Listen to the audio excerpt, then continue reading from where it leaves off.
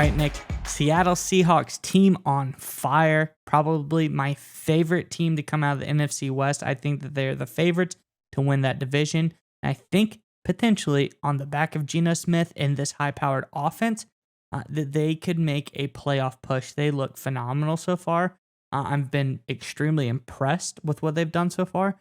But more so, Nick, this rookie class has been very, very impressive for Seattle, a team not known for their drafting prowess. Outside of the last 2 years, they have been phenomenal. Before this, they've been known to, routinely miss on high draft picks. But these last 2 years, Nick, something has changed, and they have hit home run after home run. And you have the story outlining all of this. But Seattle fans, before we get to this story, we've got to know in the comments below, who's been your favorite rookie so far this season? There's some on both sides of the ball, so you have a lot to pick from. But tell us so far, who's been your favorite rookie this season? Let us know in the comments below. But Nick, what about this Seattle rookie class? Yeah, they've been absolutely unbelievable. And look, 10 years ago, 2012, like the Seahawks brought in Russell Wilson, Bobby Agner, Bruce Irvin, and that changed basically the entire NFL. And they had that little mini run there at the Legion of Boom, 2 Super Bowl appearances, won a lot of football games. I think at the time, a lot of people thought that was the greatest Seahawks draft class of all time. Maybe 2011 was up there, but 2012 was a special class.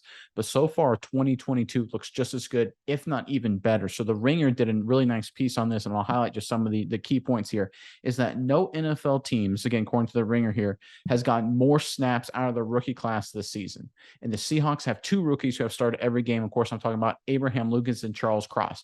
And remember, Mize, these aren't just like your starting nose guard or your third wide receiver or your second tight end, depending on your personnel who gets a starting job. This is your bookend tackles, arguably your 2 most important offensive linemen, definitely your left tackle being the most important.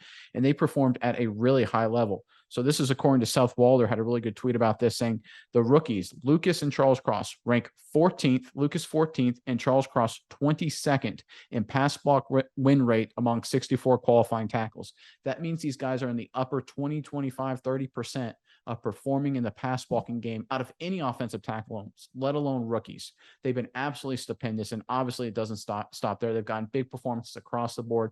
Kenneth Walker's emerging as a dynamic playmaker. They just rely so much on rookies, Mize. And sometimes when a team relies a lot on rookies, it's like, hey, there's some lumps up and down, inconsistent. But these guys have been good every week, whether it's Tariq Woolen, whether it's Kobe Bryant. Like, these guys are just animals across the field. We haven't even seen Boyo Mafe break out yet. When he breaks out, and he's got the potential to do so, this class just will become even more special. What are your thoughts on Seattle here? I mean, did they just knock this out of the park or what with this class? Yeah, Nick. So obviously, you can point to Cross and Lucas as being 2 really phenomenal draft picks in this class.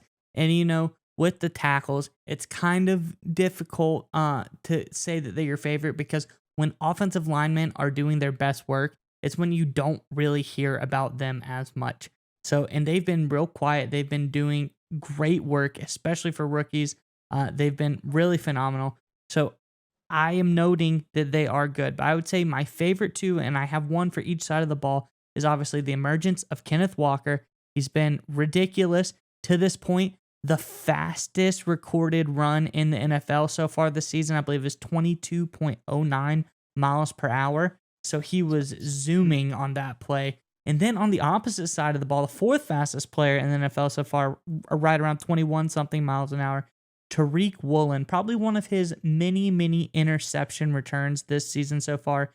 He's been unbelievable. The highest graded cornerback for Seattle at this point in time. So both of them really have impressed me. And you look at a guy like Kenneth Walker emerging right behind the heels of Rashad Penny, who's a great player in his own right. So you got a big shoes to fill. And I think Walker has come in and potentially won that starting job for the future. He's not only fulfilled Penny's shoes, he has surpassed him. I think he's been a very aggressive runner, hard runner. He's been fast. He's got the home run ball. He's got everything you'd want from a nice running back.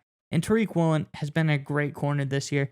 So just those 2 guys alone, the tackles, everybody involved on this Seattle rookie class, I am so impressed with how many day one big time contributors they got out of this one draft class. Like you said, this easily could go down as their greatest draft class so far, Nick. Yeah, and you talked about Kobe Bryant briefly, but how about this? He leads the NFL in forced fumbles with 4. Wow. Think about that for a second, right? You got Tariq Woolen, who's off to this blazing start with the interceptions. You got Bryant forcing turnovers, the running game, the 2 offensive tackles.